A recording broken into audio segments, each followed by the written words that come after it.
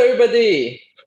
Welcome to this webinar brought to you by Bursa Malaysia and managed by LifeChamp that is titled ESG Investing, More Than Just Doing Good.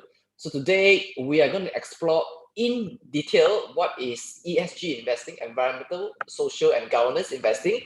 And we have invited a speaker to talk about this ESG investing. Now, as you know, ESG has become increasingly more important, especially as more funds place more emphasis into evaluating the ESG ratings before they invest in this company. So today, we are going to explore how important it is and how it can affect the investment landscape. All right, so welcome everybody to join this webinar. So as usual, before we start, just go through this disclaimer. So whatever we share on this webinar is only for educational purpose. So in no way that we give any recommendation to buy or sell any company. Okay, so if you decide to make any investment decision, you are 100% responsible for all your investment decisions. Okay. Now allow me to introduce our speaker today, and he is none other than Mr. David Paul. Now David is the founder of the Spiral Thinker Group Sendirian Berhad, and he is also a full-time investor. So he often dedicates his time and resources to nurture people investor in the area of investment literacy and financial literacy.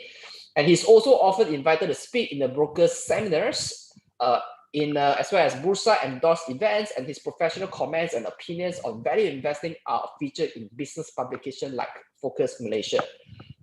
Now, David also provides consultation services in value investing and advanced portfolio strategies for high net worth individuals. So today we are very honored and glad to have David in the house today to share with us about ESG investing. All right, so without further ado, let me hand it over to you, David. Thanks again, Sean. Thanks again for that very colorful introduction. Good evening to everyone who's online. Sean, Chun Sen, can you enable screen sharing, please? Yeah, cool. Thanks a lot. Well, it has been quite a eventful evening. I think a lot of us have just received news that there's going to be a full lockdown for the entire country. So, I guess this is something which is needs to happen, before the situation can improve. Yeah. So again, before I continue, just a shout out to everyone out there. Please take care of yourself. Please adhere to all the SOPs. Please take care of your health as well as your family. Yeah. Stay at home. Okay. So as mentioned by Chun Sen just now, actually, this is actually our Spiral Thinkers Gamma Education Group's one of our activities on education. So today the topic is very interesting, right? It's very new as well. It is on ESG, which means environmental, social, and governance, right? So just a little bit of disclaimer. Just give me a second, yeah. Now, disclaimer, add on to what Sean Chun Sen said just now. I am not a expert when it comes to ESG investing, yeah.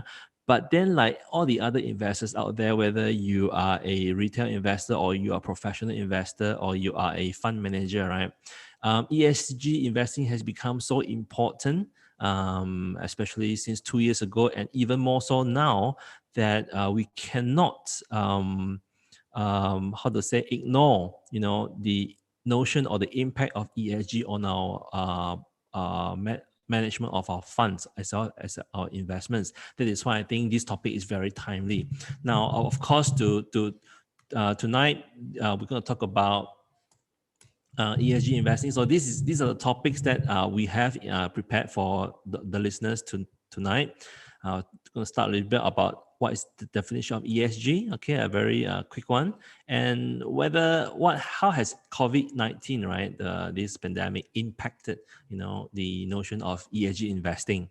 Now then we're going to move on to talk a little bit about the framework of sustainable investing, then bring in ESG to complete the picture. Yeah, so we believe that ESG is actually part of the entire sustainable investing framework. Then, of course, the more interesting topic would be what are the key trends to watch out for in ESG investing. And last but not least, a couple of slides, a couple of minutes to talk about how we can incorporate ESG investing into our portfolio strategies. Yeah. Now, as I mentioned earlier on, because this is a new topic relative to us as well, I did not come out with all the materials in this evening's content. Yeah, so it was an effort by my team. So I would like to give a shout out to two of my members, who is King Hao Kai as well as Greg Garway. Thank you very much for helping me prepare the wonderful topic content for tonight's webinar. Yeah. Okay. So without much further ado, let's move to the first subtopic, which is definition of ESG. Let me try to get my slides working somehow. Okay, cool. Now, first of all, let's jog our memory a little bit. Can you guys see the picture in front of you? Yeah? Who is this? I'm sure, right? We have seen this picture or know this person, whether on our dining table. I'm sure most of us have eaten this product before. Well, it is oatmeal, right? Now, this gentleman on the picture, on the brand, on the logo, is actually called William Penn. Now, what is this guy has to do with ESG? Now, to understand ESG, we've got to really stretch our imagination way back into the 1800s, right? Where, before all this came about, right? Actually, there's something called sustainable investing. So in the 1800s, there's this group of people called the Quakers, okay? Now, of course, they belong to a religious group. Now, and these religious people, they are actually trailblazers. They are proponents of sustainable and responsible investing. What do I mean by that? Now, they prohibit their followers or the members from investing or partaking into activities such as alcohol, tobacco, gambling, slavery, smuggling, so on and so forth. Yeah.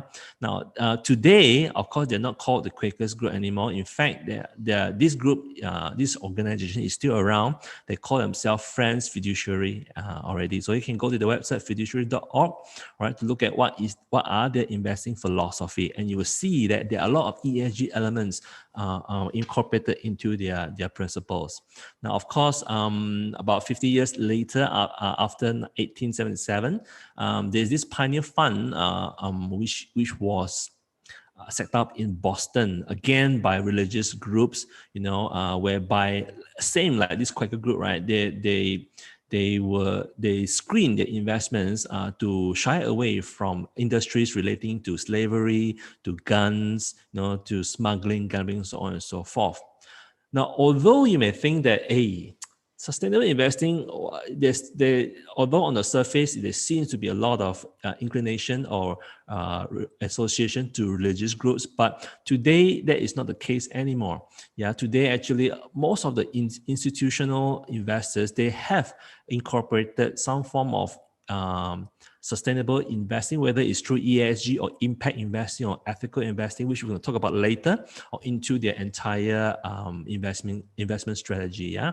So again, just to a more modern example would be back in the 1939. I'm sure during your high school, right, you have heard about the apartheid, right, which is slavery in South Africa. So in 1993, when the de Klerk government took over, so Nelson Mandela,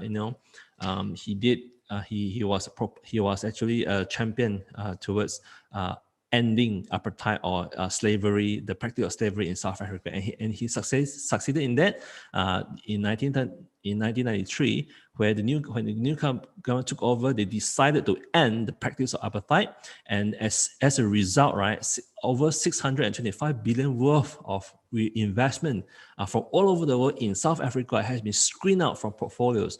So you can see that actually ESG is a very important element, and it can impact the investment decisions. Yep. So again, a little bit more modern history, actually, in the 60s, there is this thing called socially responsible investing. I'm sure you heard of this SRI before. Now, if you remember in the 60s, right, it was just after the Vietnam War. So there were a lot of peace movements, I think in the late 60s, there were this Woodstock festival, where they were celebrating peace and whatnot, right? So in parallel, actually, a lot of investments initiatives also came out during that time to gear towards socially responsible investing. Same principles as what I talked about earlier. Then fast forward to a couple of decades ago in 2006, it is where the principles of responsible investment started out, and this a lot of articles, a lot of resources we found that is actually the birth or the starting point of ESG investing. Then in 2012, United Nations set up a series of 17 goals. They call it the SDG, or Sustainable Development Goals, which they want to enforce to ensure a better future. And they have set a lot of 17 goals to reach by 2030. And I'll talk a little bit about that later in context of ESG. Okay. Now, I think I've got this article by USSIF, which is Sustainable Investing Foundation. I think this was last year, right? In US alone, the assets that were, were actually related to ESG investing was actually 17.1 trillion. In other words, one in every $3 of investment, asset under investment in US is actually pledged towards sustainable investing. Now, I think the latest figure is that now, because this was back in November 2020, right? The latest figure, I think, was reported by Bloomberg. The worldwide assets under management pledged towards sustainable investing is I think they were going towards 50 over trillion by 2030. So you can see that actually the fund flows, you can see the direction of the fund flows, especially those from professionally managed funds as well as institutional funds, where they are heading, So that is why we believe that ESG is just, at the inflection point around this time. So it's just the beginning, yeah. Then in 2020, of course, we know that COVID happened, and it did not stop the influx of funds towards ESG theme kind of funds around the world. In fact, according to a report by Morningstar back in May 2020, as much as 45.6 billion US dollars of capital flowed into ESG funds. And you may be asking, actually, why is that? What's so special about ESG? Now, this is an article, extract from an article by UBS. All right, they track the MSCI, some of the world indexes, and they found out that during the pandemic, at the heart, when everything was crashing down, right, when all the world indexes were crashing down, if you remember, towards the end of March as well as April, a lot of these ESG funds were actually going up, and it shows that actually ESG funds are very resilient with, with the kind of assets or the businesses that invest in. So this shows how resilient ESG funds can be, and I'm sure that, or even up to this slide, right, it has already given you some ideas at how you can structure your investment to include ESG to better protect your downside risk, isn't it? Okay. Now, how about Malaysia? Actually, Malaysia ESG is also gaining a lot of traction, especially lately. And it is a fact that most of our daily fund flows, or in fact, most of the investment funds in Malaysia, KLSE, actually came a lot from GLC funds, including Khazanah, including EPF, Co-op, so on and so forth. And that is why we need to look at what are the principles or what are the strategies when it comes to ESG. So there are a couple of articles here. You can read about it later, but I just want to maybe highlight this special report by The Edge back in 2021 March, not so long ago, whereby they say Khazanah is actually refreshing their mandate, to focus, to be more serious about ESG. They say that moving forward, ESG considerations will be embedded into the investment activities as well as their operations. Although they agree that it is just the beginning, so a lot of things needs to be done, but this is a good step. Now, Bloomberg also reported sometime in the beginning of the year that actually EPF is also looking at these ESG factors when it comes to the investment strategies. So here it says that demand has been buoyant for stocks based on ESG factors, helped by the strategies' relatively strong performance during the pandemic. So they're focusing along the time when the pandemic happened, right? So for instance, the FTSE index of equities with significant involvement in ESG markets, environmental markets, rose 37% compared to the other indexes. Yeah, so this actually solidifies, the importance of ESGs moving forward around the world as well as in Malaysia. So knowing that the big funds are going towards this direction, I believe as retail investors, we should also start to look at this in a serious manner. Yeah. So let's take a look at this. Yeah. So in another way of how ESG can be very useful is ESG can be also a very effective policy mechanism. Now, I'm sure you guys have heard about the Dieselgate, the Volkswagen scandal, whereby they found out that actually they actually cheated on their tests for this the carbon dioxide output, things like that, right? Then so this is more towards the environment as well as governance. Then I think lately also because of the US elections, right, Facebook was also put under the limelight over the Cambridge Analytica scandal. Then locally, there's the Wells Fargo banking scandal. This is more about social as well as governance. Then in Malaysia, we have a lot of, I think Malaysia is not short of all these issues, right? So I think a couple of years ago when I was still working in Maxis, a couple of years after I left Maxis, I remember that billionaire Ananda was actually was charged by Indian court over some scandals. Now, more recently, and I'm sure you guys have known this, I'm sure there are a lot of Topgolf or glove investors out there. Topgolf has been put under the limelight, for all the wrong reasons, because of their social, the way they handle their employees, especially the foreign labor, including their welfare, including their accommodation conditions, so on and so forth. Now, whether it's true or not, Topgolf came out always coming to refute it.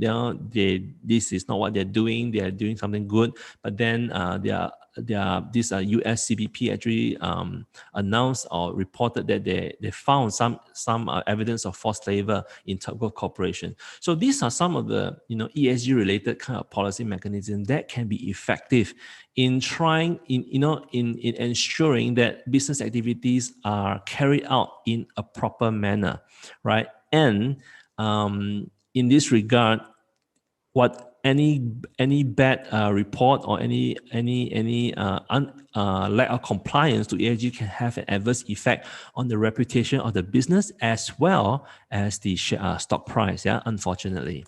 Okay, so let's talk a little bit about ESG. As the name imply, ESG is actually made out of three pillars: the E, S, and the G, which stands for environmental, social, and governance. Right now, environmental, as the name suggests, it considers how a company performs as a steward of nature. So issues, environmental related issues like climate change, how efficient is the business using energy to produce their goods or services, whether they are polluting the environment as a result of their activities, deforestation, biodiversity, greenhouse gas effects, waste management, natural resources conservation, so on and so forth. These are all the factors or elements under the environmental pillar.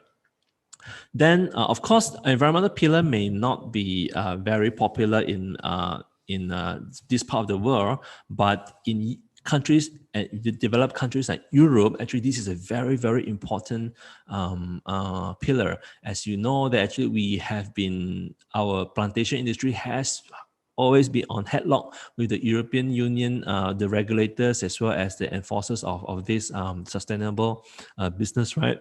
That they always claim that our plantation business activities are actually destroying or damaging the environment. Yeah. So other than that, we have the social as well. The social pillar examines how a company manages relationships, which is employees, the labor, supplier, customers, as well as the community surrounding it.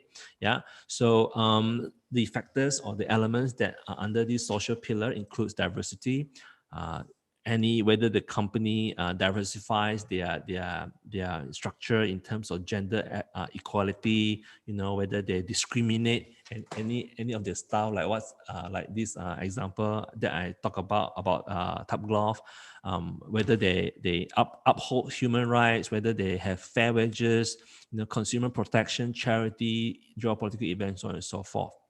Then under the governance, actually, I think this a lot of countries, including Malaysia, actually even way before ESG, right? A lot of companies, well-run companies, are already very scoring very well under the governance flag pillar, right? Because government deals with the company's leadership, all right, the audits, controls, as well as shareholder rights. So in this regard, board structure is very important. How strong is the board? How independent is the board, especially? I remember that during the last AGM of Top Glove, a couple of the independent directors were actually voted off because of the perception that they did not do their job well enough when it comes to protecting the some of the issues that we're talking about tonight. Of course, other than that, we've got the shareholder interests, risk management, corruption is very, very, this is a very important element when it comes to this part of the world. Disclosure, transparency, accountability, so on and so forth. Yeah. So these are generally the key points or the elements under the ESG pillars. All right.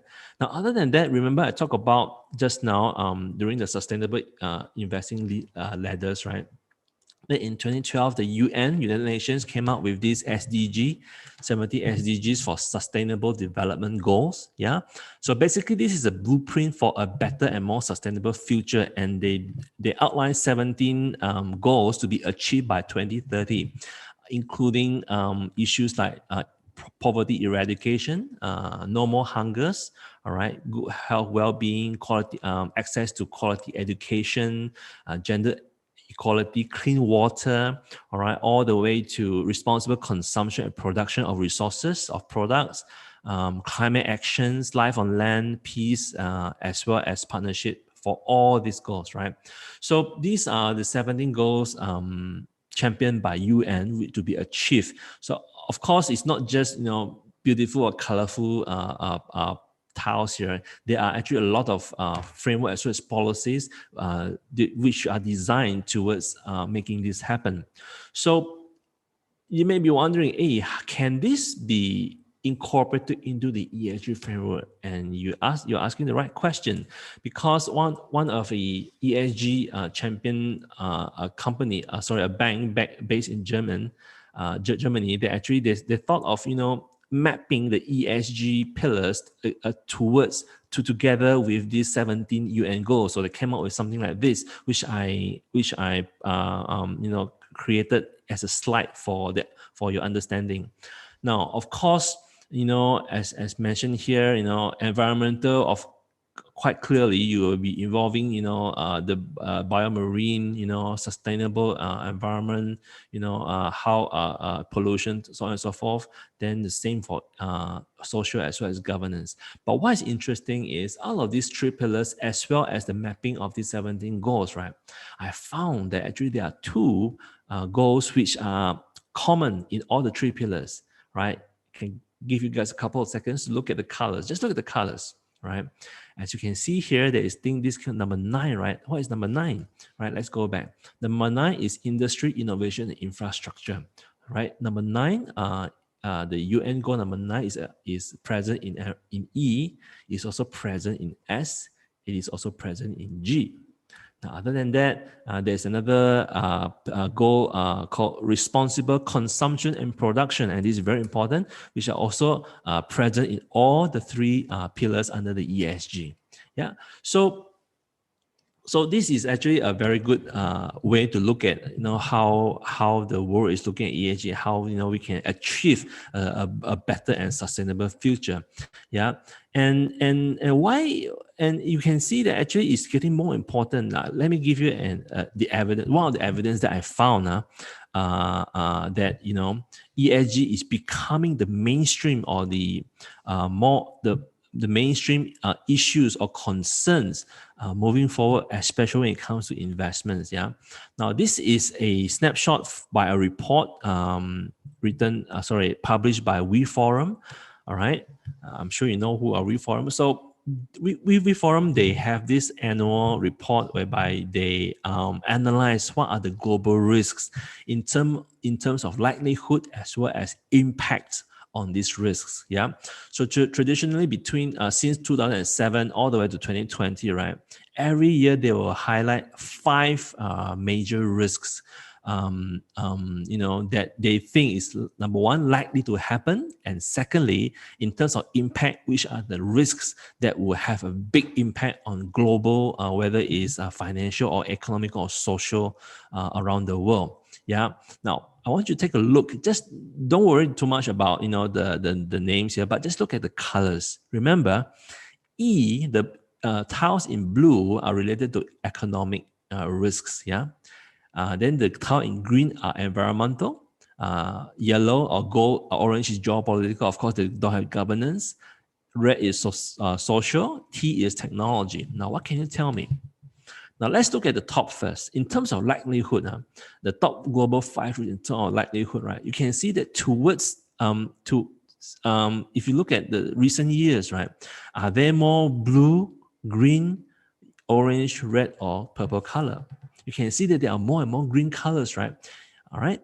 Now, this shows that actually the likelihood of environmental risks are becoming real and becoming more likely to happen, right? I'm sure that in 2021, which I'll show you later, there will be a lot more greens as well. So let me zoom in a little bit for your benefit. So what are the environmental risks that they foresee? Extreme weather, natural disasters, climate action failure. I think extreme weather is highlighted every year for all the reasons that we have seen, with the melting of the ice caps, and then the all the natural disasters happening around the world. All right, that biodiversity loss, human-made environmental disasters, so on and so forth. Yeah, so these are the risks that is becoming more and more likely to happen, and this will definitely impact the economy as well, and by extension the investments. Then on the bottom chart, right, look at the top 5 global risks in terms of impact. Now you can see that more than about say 15, 20 years ago, right? Actually, the risks, the global risk that is presumed to have big impact around the world is actually the blue ones, right? Which is economic, right? But as you can see, as the years progress, the blues are getting less. Then the greens, the oranges, as well as the reds are getting more and more. So which means that the impact by the environmental, geopolitical, as well as society risk will be even bigger than economical risks in the recent years. Then in 2020, of course, we know that COVID-19 happens, and now instead of 5, WeForum actually came up with 7 risks to watch out every year. So again, in 2021, those with very likely to happen are extreme weather, climate failure on climate action, human environmental damage, infectious disease is a new one, not surprising. Biodiversity loss, digital power concentration, digital inequality is something new, which is also very relevant to the society today. Again, those in terms of global risk impact, infectious disease, livelihood crisis, with the economic lockdown, all right, as I mentioned earlier, weapons of mass destruction because of war, climate action failure, so on and so forth. Yeah. So these are the risks moving forward, and we can actually see that actually ESG can be mapped to financial risk. Now, I want to highlight here that ESG is not about ethical investing. It's not about doing good. ESG is actually a framework for us to systemize or to capture, the different factors or elements under the E and the G as well the S. Of course, here there is this geopolitical element. to mapping all this to financial risk, because this will impact the investment environment as well. That is why I cannot stress enough that actually ESG is becoming more and more important, especially if you want to stay invested. You should stay invested. As long as you are, you should definitely look into ESG. Yeah.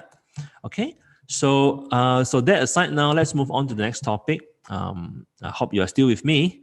All right, about sustainable investing as well as ESG framework. Yeah.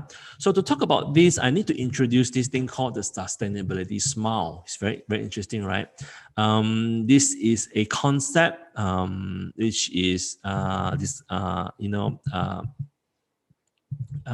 systemized by this person. I forgot his name, but he has a website called satuna.com. You can go and look at it. I have the the URL here. So when it says that when it comes to investing, right, they are traditionally last time, right, there are two extremes. Now, whether you are investing for pure profit, which means, and these are the mainstream investment practices all along until recently, where there are no ESG consideration, where the focus is purely on financial gains and very straightforward, right? I don't care how you do it. I don't care what are the impact. I just want you to make money. So this is the very traditional sense of finance, as well as the financial world, as well as the investing world. Then on the other hand, we've got the 180 degrees opposite, which is the philanthropic way of investing, whereby they focus entirely on maximizing the impact of the value, via leveraging on the capital and the investment to achieve charitable results. So, I'm sure you heard of the Bill and Melinda Gates Foundation. All right, although they are divorced now, I think their foundation should still be ongoing. And there are many other foundations like these around the world that focus that focus entirely on philanthropic outcome, and totally no regard for the the profits of this foundation. Yeah. So of course, with these two extremes, we can come up with a smile, right? When they are in between, there are so many types of sustainable investing, including ethical investing, including impact investing. Yeah.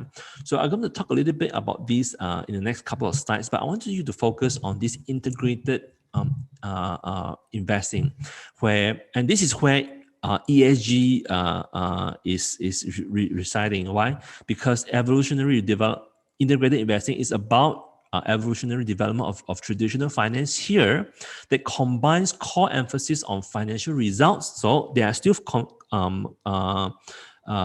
emphasizing financial result, which means your profits, but with consideration of ESG factors that may potentially impact the financial performance or competitive advantage of this business. So as I mentioned, I just want to reiterate, ESG is not about ethical investing. It's not about impact investing. It's really about how to map the risks under the ES and the G pillars back to the financials or well-being of a company, right? So this is basically what ESG is about. Okay, so before I talk about that, let's look at the three major categories or classifications under responsible and sustainable investing. So as I mentioned earlier, there are three, which is socially responsible investing. They've got ESG. Then we've got impact investing.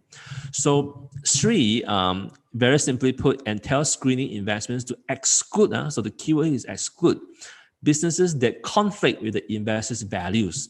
Now, common SRI exclusions in modern times include, fossil fuel producers like, oil and gas, bad for environment. I don't want to invest in this. It should be out of my portfolio. Plantation, not good for the environment, not good for the land, not good for the people. All right, exclude it. Yeah, I do know a lot of professional investors who are very, very serious about this. So this is what entails socially responsible investing. Then on the other hand, we've got impact investing.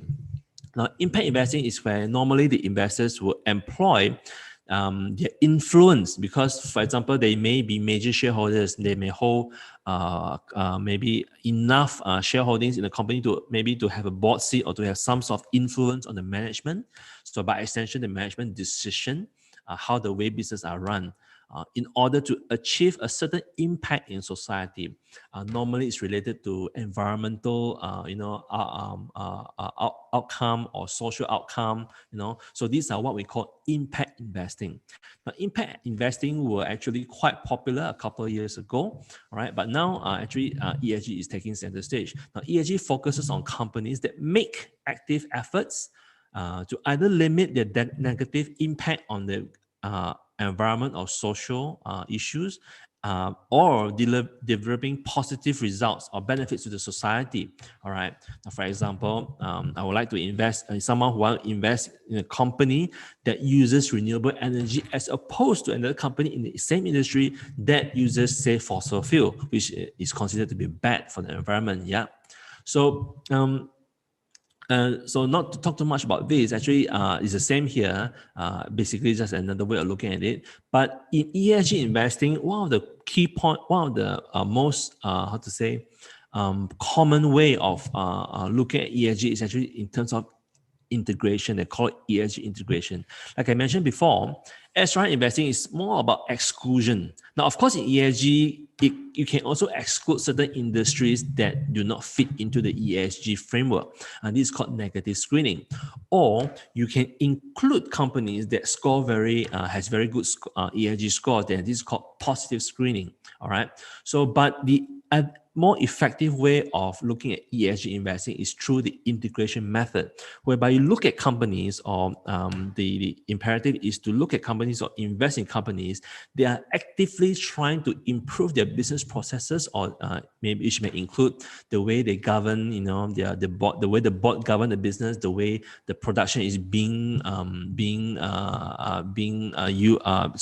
operated, the way how they impact the society, right? And we give them some kind of score to decide whether this company or this business or this sector should sit into the investment portfolio. So this is what we call, simply put in layman's term, what is called ESG integration. Yeah. So we're going to focus a lot in ESG integration in this talk, and but there, unfortunately, although because ESG is not a mandatory framework or rule, right? That's why there is no governing body yet. So I said I use the word yet because I'm sure that over time in the future, right, that this is going to be more and more important to have at least one or two governing bodies to to police or to secure that, to make sure that companies around the world are following the ESG framework. But for now, there are a couple of bodies or companies or organizations that actually we can refer to study how ESG framework should look like. Now, one of them is actually the FTSE Russell. So again, as I mentioned here earlier, there's the E, the S, and the G, right? So they've got different touch points or different scoring points for each of these pillars. So here, talk about supply chain, the environment, and the supply chain, the social network. Yeah. So this is FTSE Russell. MSCI has another different set of key issues that they focus on for their framework. So it includes carbon emissions, water stress, this under environment, then under social, they got labor management, which is actually a lot of them should be common, right? Because these are very high level common features, but they may have very specific KPIs or very specific scoring points which are different. For example, I think here, actually, like for example, MSCI has a special thing called electronic waste, which I never heard before, right? But I think it's very good as well. Then they got the governance pillar under board diversity, board independence, transparency, so on and so forth. Yeah. So these are the two major organizations that I personally refer to when it comes to the ESG framework. Of course, there are others as well, but for example, the S&P and so on and so forth. But these are the major two that we refer to. Okay, and although there are no governing bodies, but there are a lot of rating agencies as data providers as well as indices dedicated to ESG. Now, for on the rating agencies as well as data providers, I think the names which I outlined here, some of you should know, should be very familiar to some of you, including the MSCI, including Refinitiv. I think some of the more, including S&P Global Ratings. Maybe some of the more less known are including Sustainalytics or Rep Risks, Robicosam, and then this is Chinese one as well, right? Then on the ESG indices, there are a lot as well. These are just some of them which I managed to find. These include MSCI global indices, Dow Jones Sustainable Index, and this is pretty big as well. FTSE for Good Index Series, this is also very big now. This the FTSE for Good Index Series has many sub-series depending on the countries. In Malaysia, they have the FTSE for Good Bursa Malaysia series, yeah, FBM4. F4GBM, yeah. Then the stocks is mainly in the European continent, whereby focus a lot on the environment issues, all right. Then we've got Thai, Set Thai, then we've got FTSE, Asia, Japan as well, so on and so forth. Yeah. So these are the major players, the major suppliers of data, rating agencies, as well as global ESG indices. You can go Google about them. They have got a lot of good literature surrounding the ESG framework. Okay. Then in Malaysia, of course, as I mentioned, we have this FTSE for Good index, which is actually, they screen the FTSE Emas index for these, I think right now, as of end of last year, we got 74 or 75 stocks, all right, listed here. So these 74 stocks listed in KIC are those with ESG rating as well as included in the F4GBM, FTSE for Good Bursa Malaysia Index. Yeah. Okay. So sadly, there are only 74. So I rank here based on the I think 4 stars is the highest rating for ESG grading band, all the way to 2 stars. Okay. Now, there are also a lot of companies which are not included in the FTSE for Good index, but they do have the ESG grading band. You can refer to the Bursa Malaysia website to look for the full list. Yeah. So this is again, as I mentioned, is following the FTSE Russell ratings methodology, which is shown in the previous slide here.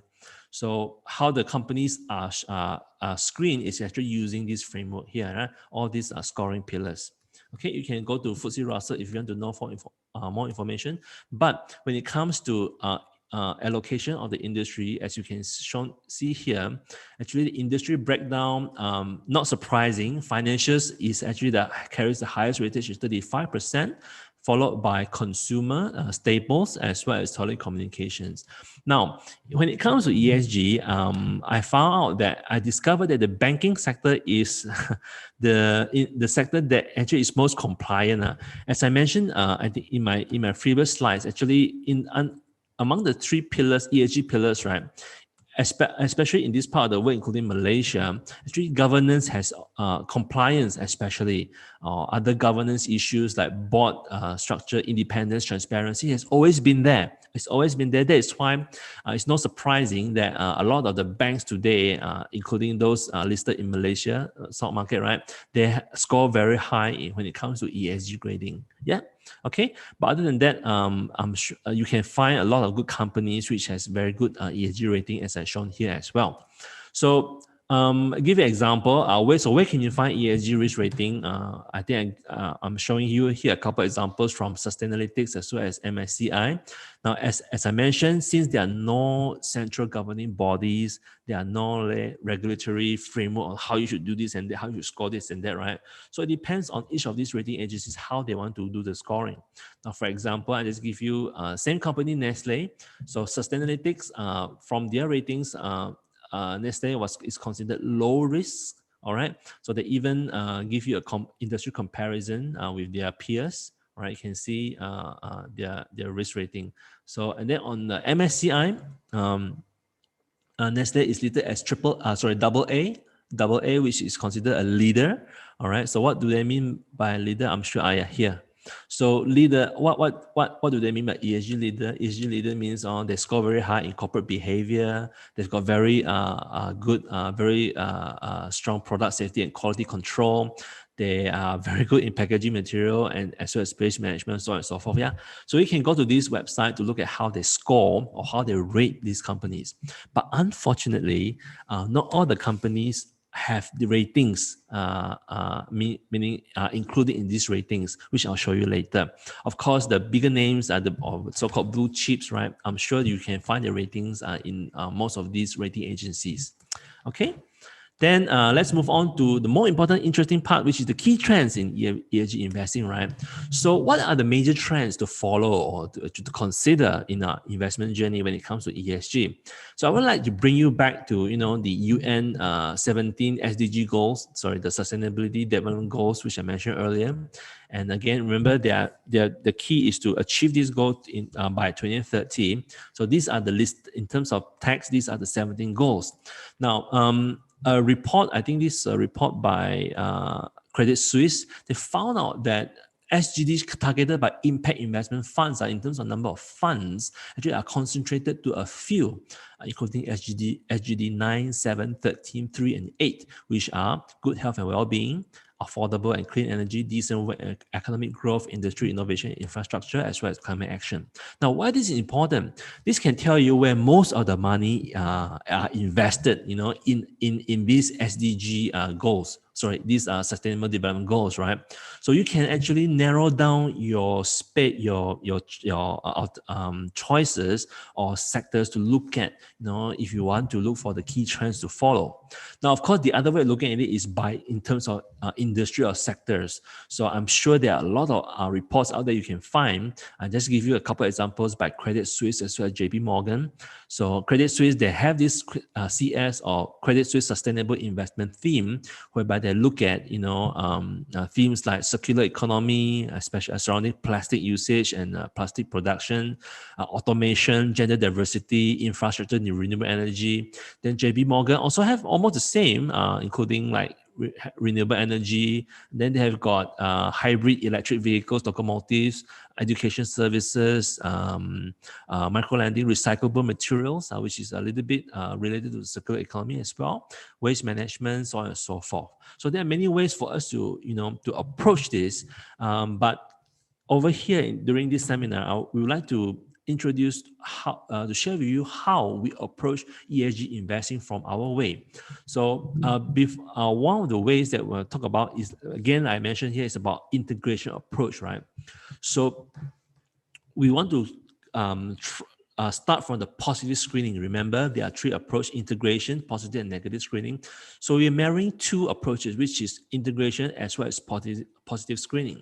Now, remember I told you that out of the 17 SDGs, there are actually a couple of them which are common, which are under the three ESG pillars, and one of them is goal number 9, which is actually the industry, innovation, infrastructure. So what do they mean? Now, goal number 9 shows that investment in infrastructure innovation are crucial drivers of economic growth and development. They say that technological progress is also key in finding lasting solutions to both economic and environmental challenges, such as providing new jobs, promoting energy efficiency, so on and so forth. So as you can, it's quite clear now, actually, that in this goal number 9, which is common among the three pillars, right? Actually, information and communication technologies, or SICT, are very important or very instrumental to accelerate the progress towards every single one of the 17 SDGs that I talk about. Why? It is the backbone, of the digital economy, which can narrow down the divide, the economic divide, or the economic dividends around the world. And they say the efficient and affordable ICT infrastructure and services can allow countries to participate in the digital economy and to increase the overall economic well-being as well as competitiveness. So which means, in other words, technology is the key to achieve almost all of these goals, right? And as this is extract from ICT organization, they say that, what is the framework, what are the steps? First, identify the relationship between SDG and the major sectors for developmental work. Then once identified, right, let's we want to find out how ICT solutions can benefit, can accelerate the achievement of this development or these goals. Then they will provide or propose some ICT solutions, enforce or to enable the key technologies, then undergo these challenges or try to overcome these challenges, and then working towards the members to achieve these goals. So ICT is the heart of all this SDG implementation. And that is why over at Spiral Thinker, we have always been looking at these ICT or technology companies, and we believe that technology companies hold the key to a sustainable future. So one of the companies that we look at, I'm sure you know about this as well, is this company called Inari. All right, Inari is the largest listed technology company in KLSE by market capitalization. I think Inari is part of the is included in the FTSE for Good index for Bursa Malaysia, and you'll be surprised to know that actually ESG has been Inari, the management has been very serious about promoting or about enforcing the ESG. So and you also notice that actually moving forward, right, a lot of these analyst reports as well as the these annual reports, right? They include all these ESG chapters, right? Now, last time, to tell the truth, I tend to skip these sustainability chapters, but to tell the truth, after I did this slides,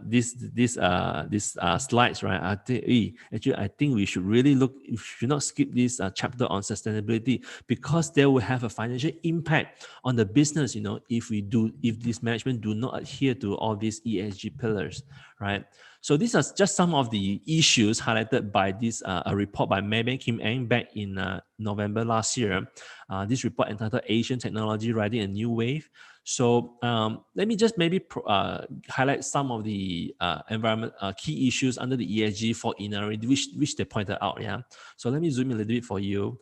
So, okay, I think a good point here is, according to this report, they say that, Inari achieved its waste reduction target in financial year 2020 by successfully recovering, recycling, and reusing 90% of their 574 tons of generated waste. So this is a very good thing, right?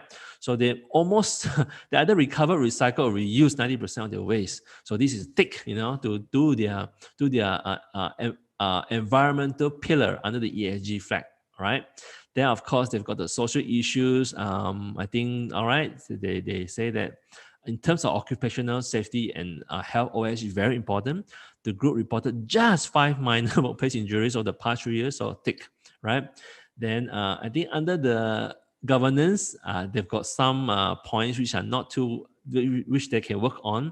For example, they say that only 10% or 1 of the 10 of the board members is female represented. So they did not score very well under the gender diversity. Yeah. So although she's the chairman of the board, it does not negate the dearth of diverse perspective that could arise from a lack of female representation. Right. So this is one of the key issues they found.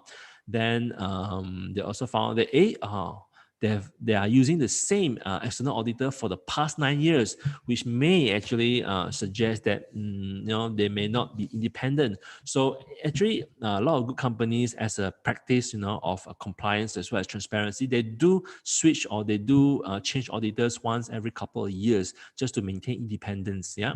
All right. So these are some of the examples how ESG issues can be unearthed or can be affecting this company's this business. Now, if you read NRA's latest annual report, right, you find that actually they have got a very good reporting standard or reporting sense when it comes to ESG. So they even come up with this matrix. They call it the sustainability matters sustainability matters of importance to the business as well as to their stakeholders. Now, of course, this is called materiality matrix. Wow, such a mouthful, yeah.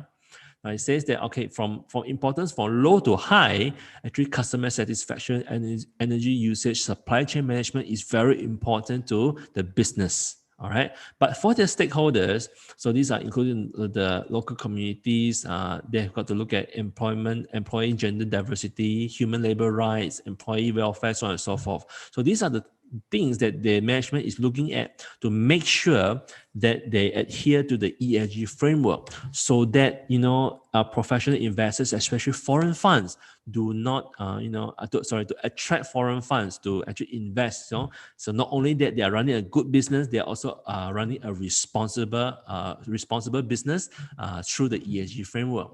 Now, in fact, they're listed as much as 16, material sustainability matters, as well as some of the details to show that they are doing their works. So I really encourage you guys, the companies that you invest in, I'm sure they have a chapter on sustainability. Do read them. They may give you a different perspective or new insights into the business. All right. We believe that responsible management, all right, regardless of what kind of industries they are in, should at least have some form of sustainability concerns or matrix in their SOP, to ensure that the business will be sustainable. Yeah. So this is our belief, and that is why we highlighted this case study on Inari. So Inari, again, is just to recap, is a 4-star ESG rating from the inside the FTSE for good IBM KLCI index. Now, next another approach is actually a negativity bias. So just now we talk about positive screening, right? So this next case study is about how negative bias can impact a certain industry or certain company. So I think as we all know, that actually coal sector or oil and gas sector is always under the scrutiny, right? When it comes to environmental safety. So much so that recently there has been a lot of news. As early as last year, JP Morgan Chase has announced that they are pulling back all their lending facilities on coal-related sectors. All right, and I do read that a lot of banks or lenders are actually going this direction as well. Then the Edge then they also checked with 3 banks and reviewed that they also have plans to ease out or to reduce, the exposure on coal financing businesses, having started the effort in recent years to integrate ESG into their decision-making process. So not only that ESG is important to have a good scorecard for your investors or for your stakeholders, it is also an important scorecard now to make sure that the businesses or the companies can have access to lending, to financial products from these banks. Yeah, so not easy to run business these days, isn't it? Then this, I think energy groups, I think this EIA, International Energy Agencies, by the report that it says that all the new oil and gas projects needs to reach net zero. Net zero emissions mean whatever they produce, the carbon CO2 must actually be netted off by their renewable and or the new sustainable energy output. Yeah, so they come out with a guideline by 2050 it must reach net zero. Yeah. Okay. So when it comes to this negative bias case study, right? The oil and gas industry is perhaps one of the most misunderstood industry, right? But when it comes to ESG, oil and gas industry is also the industry that has in the best position to actually revamp their business model, to embrace or to include more sustainable or renewable energy activities. Now, this is one of the extract by a McKinsey report, which I read recently. They say that oil and gas companies have the abundance of capabilities, including resources, including capital, including their know-how, their skills that are valuable for parts of a new low carbon energy system. Now, the way we read this chart is actually on the horizontal, actually is how oil and gas can position themselves to better fit in terms of competitive advantage in these different industries. All right. Then on the vertical scale, we have attractiveness in terms of cost of capital. Now, as you can see, yes, nuclear, a lot of oil and gas companies or energy companies are poised to actually fit into the nuclear energy plan. But nuclear is a very, number one, they are in terms of capital, they require a huge capital outlay. And of course, it may be it is damaging to the environment as well if they do not take care of their waste, the nuclear waste.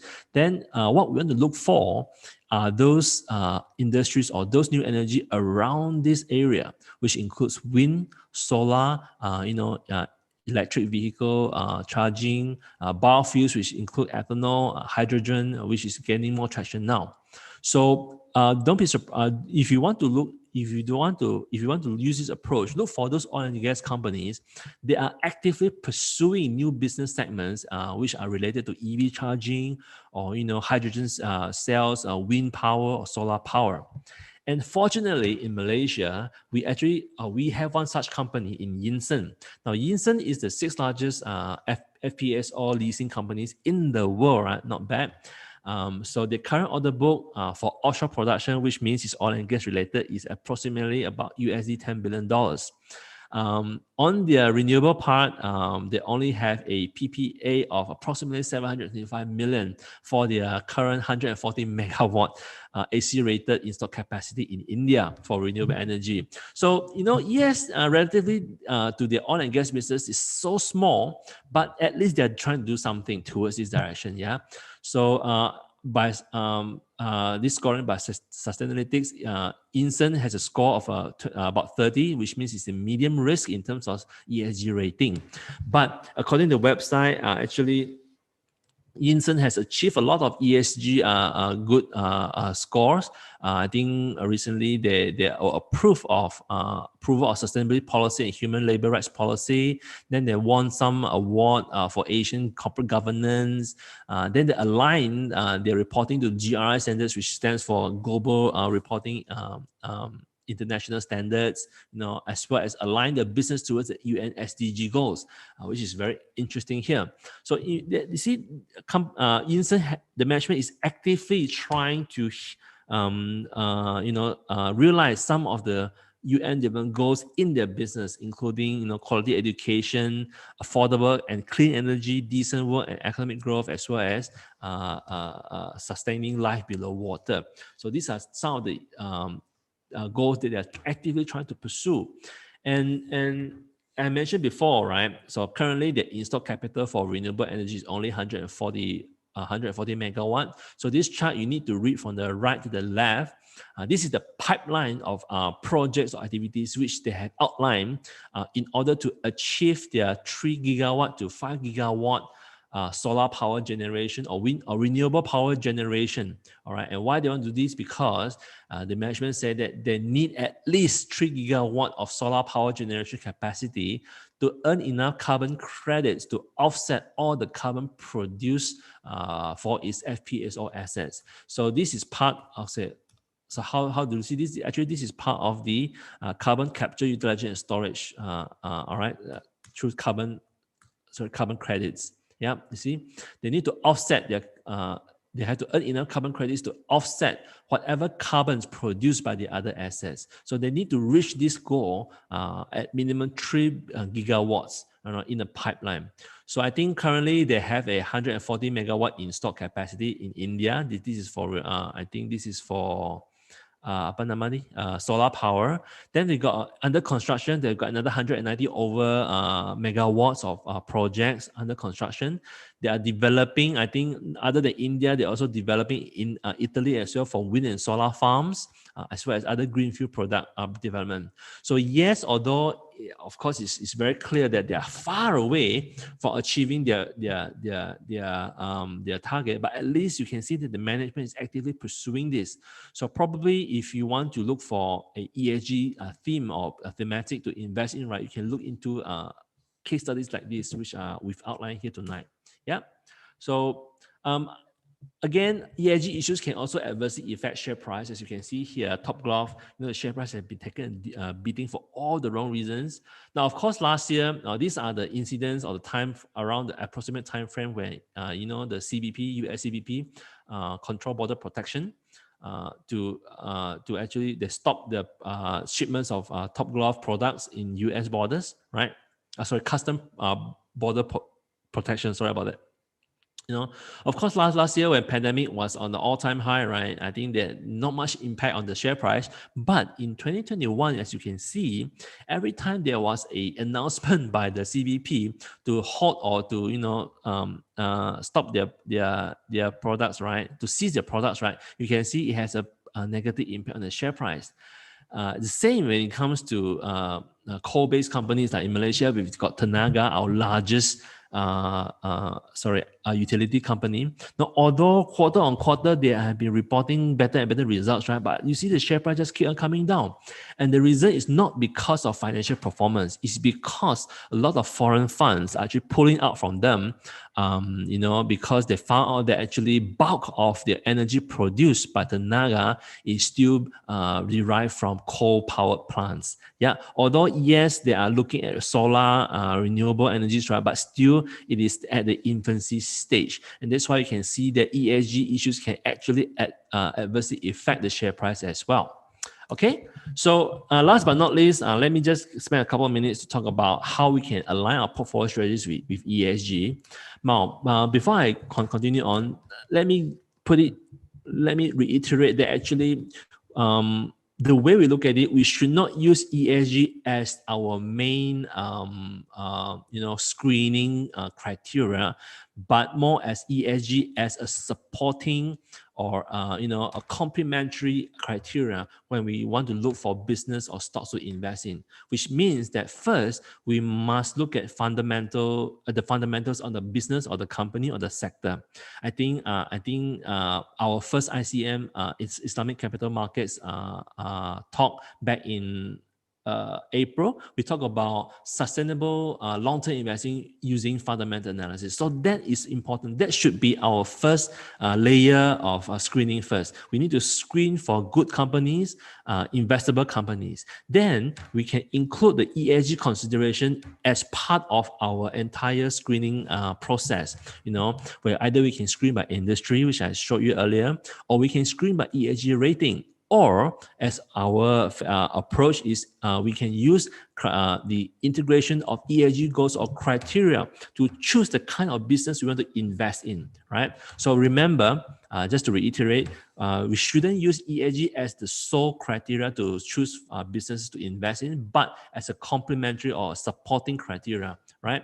So some of the elements in our process where you can incorporate ESG consideration include your objectives on investment, portfolio strategy, industry exposure, allocation strategy, so on and so forth. And as I mentioned, I'm sure you've seen this before. I think I showed this in the other Islamic Capital webinar back in April as well. So these days, again, allocation strategy should be there first, depending on your risks appetite or your risk adversity towards the industries or the kind of stocks, whether it's investment grade, cyclical, or speculative. What I mentioned earlier, the how we can use ESG to incorporate into our investment process or portfolio strategy is by looking at maybe if I'm a passive investor, right? Because I don't tolerate too much risk, as highlighted earlier on during COVID-19 induced pandemic, the downturn of the stock market, right? ESG related funds actually they were not affected as much. So if you are a passive investor or conservative investor, you may want to have more exposure of ESG related or stocks or companies with high ESG rating in your allocation process. Now, of course, if you're more aggressive, you may want to have lower, or you may want to have higher. It doesn't matter. Then, if you're balanced, you may want to have a balanced basket of stocks, whereby half of it is have a high ESG rating, and the other half is not so. Right. So these are the many ways that we can use you can employ to better improve our portfolio strategies as well as our allocation efficiency. And but unfortunately, as I mentioned earlier, due to the lack of a uniform rating or governing body, right? So we can't find ESG rating for the companies or the companies that we invest in. That is why it is a challenge as of now to quantify the exposure of our allocation to ESG or non-ESG related companies.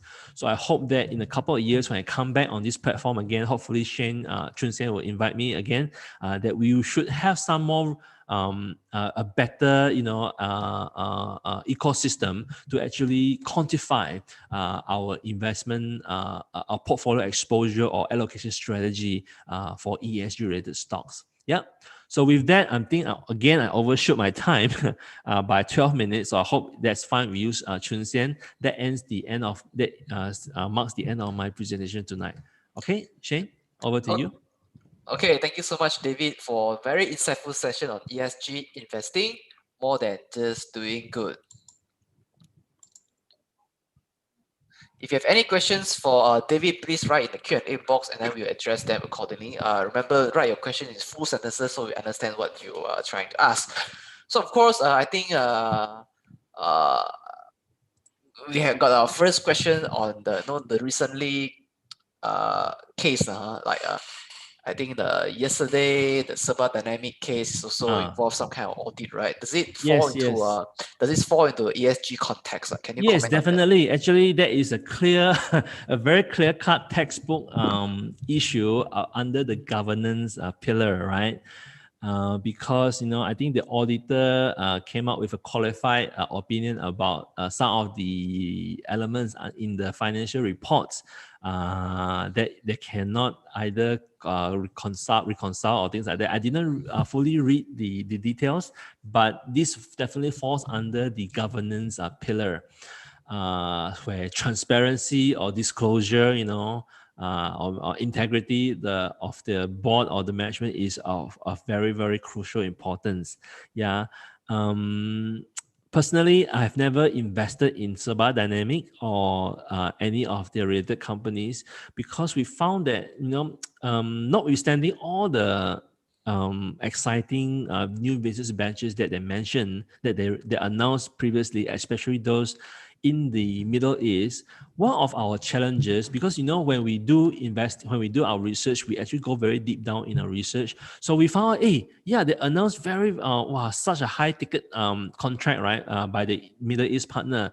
Then what we found out is there's not a lot of information about their client, because we went to Google. I think I forgot what's the name already. The company or the conglomerate that they were trying to build this I think some development project in the Middle East.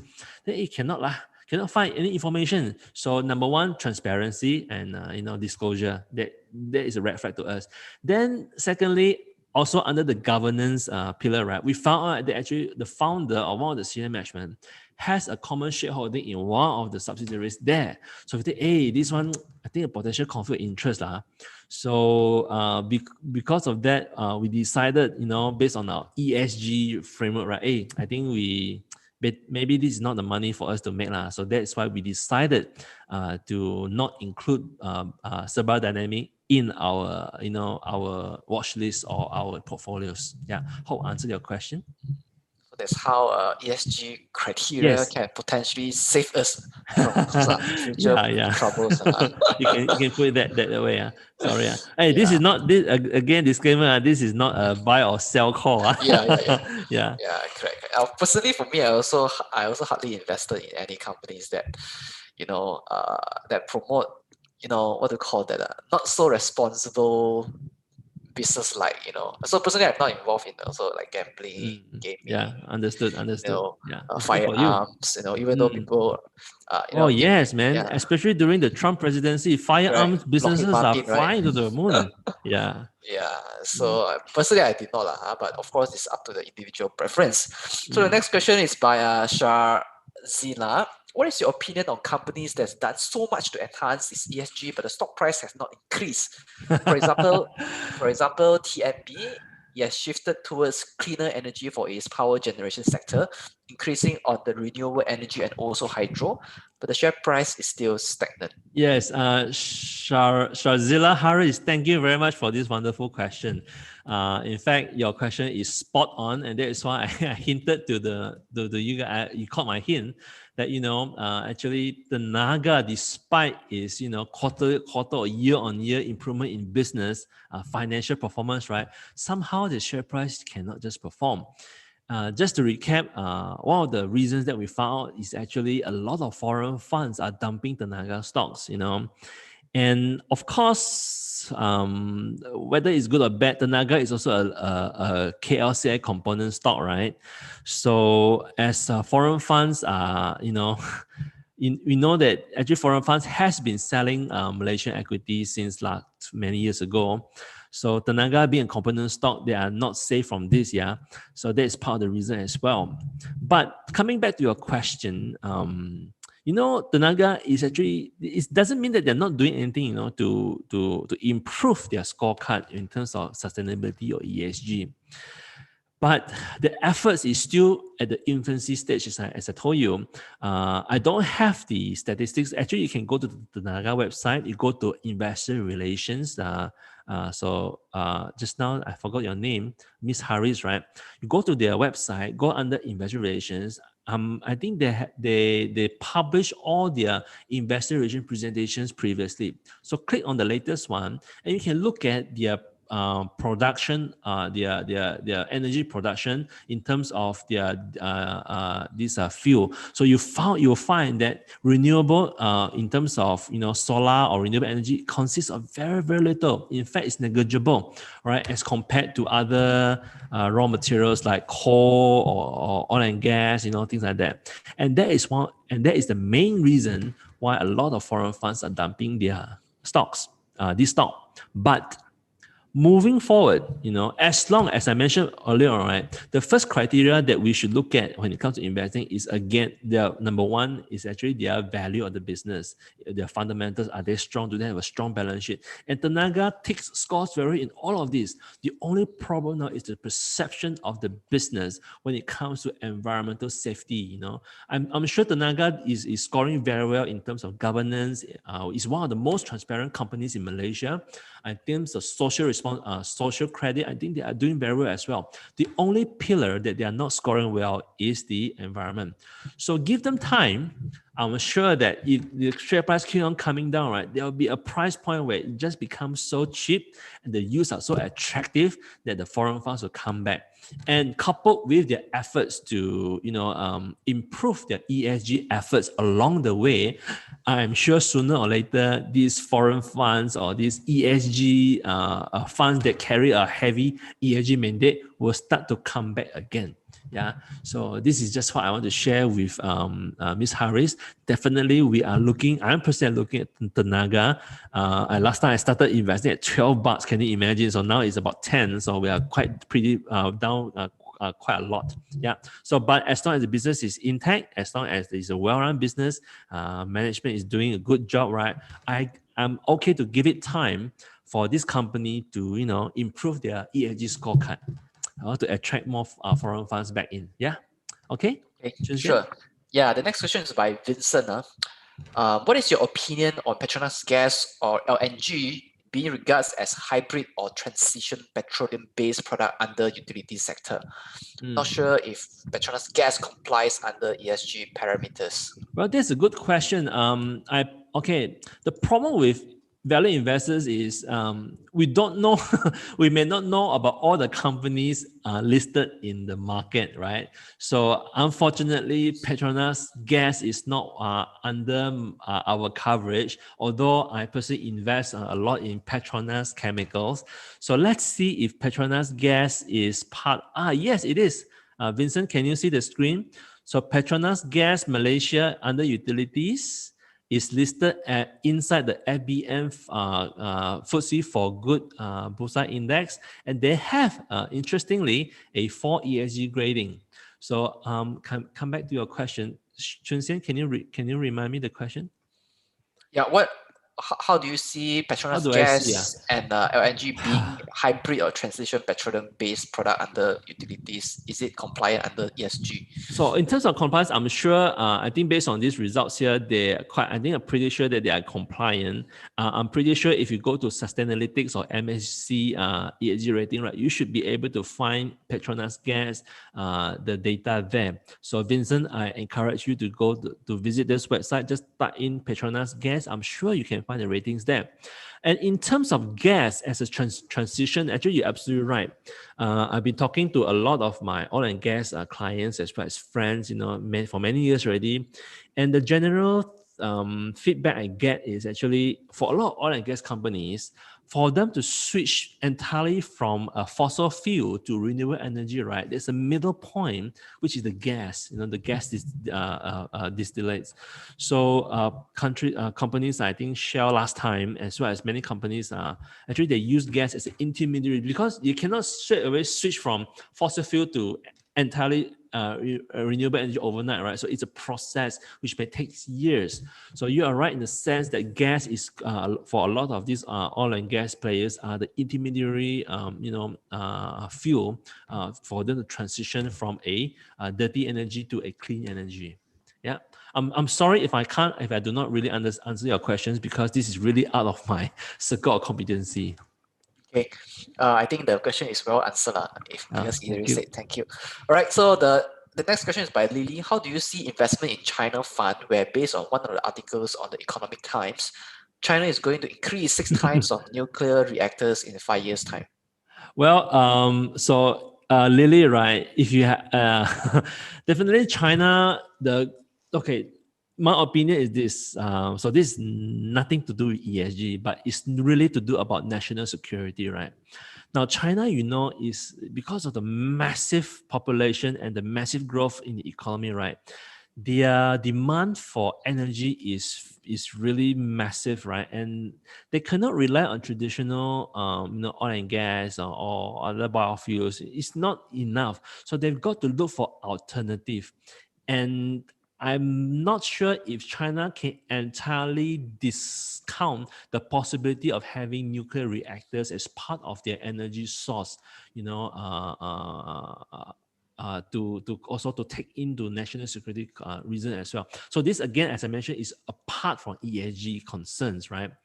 So if you think that this does not align with your investment strategy, right? So again, I bring you back to this slide, one of the ways that we can look at ESG is actually through negative screening, right? At negative screening. So if you feel that this is not in line with your investment principles when it comes to ESG concerns, right? Then you should stay away from these China-related funds that invest in nuclear energy. Now, I'm sure China has a lot of other businesses or funds that invest in green energy as well. In fact, China is one of the biggest supporter of solar power. So much so that they produce too much solar cells that they start to dump across the world, right? Yeah, that is when Obama started to say, hey, they want to ban all these solar cells from China. Yeah. So coming back to your questions, if this is your concern, right, just stay away from, don't invest in these China funds that are related to nuclear energy through the negative screening process. Okay. What is the next question is by T. What is your view on Tongguan being ESG compliant? Wow, this is a very vague question. I don't think Tongguan is being a plastic business, right? I'll be surprised if they are listed as the are they a part of the FTSE for Good? I don't think so. Let's see. You'd be surprised. Top Glove. No, they are not in, unfortunately. So now I'm not sure what you are asking, T, right? What is in terms of compliance? Well, you have to look at their business. Or I'm not a Tongguan investor, so I haven't been reading the annual reports for quite some time. I was an investor many years ago, but it wasn't because of ESG lah. I can tell you that for sure. But as far as I can remember, the founder, one of the things that I remember, what the founder, the executive director, Mr. Alvin Ang, he said that plastic industry is a very misunderstood industry. He said that to produce plastics which are used across all industries in daily lives, including your clothes and everything, right? They just need one drop of fuel in a tank, in a barrel of oil, right? One drop of the oil to produce all these resins and to produce all these products, wonderful products, convenient products using plastics. But he said the problem is how consumers or us people handle the waste, like, come on, let's be honest, right? Nowadays we tap out a lot, from Grab food or or takeaway or delivery, right? With all the styrofoams, all these plastics, right? How do we take care of those plastics, right? How do we get rid of these plastics in a responsible manner? I think most of us we just chuck it into our rubbish and throw, right? As long as it's in the rubbish bin, it's not my problem anymore, right? Yes, a lot of us may say, hey, okay, I'm very responsible, right?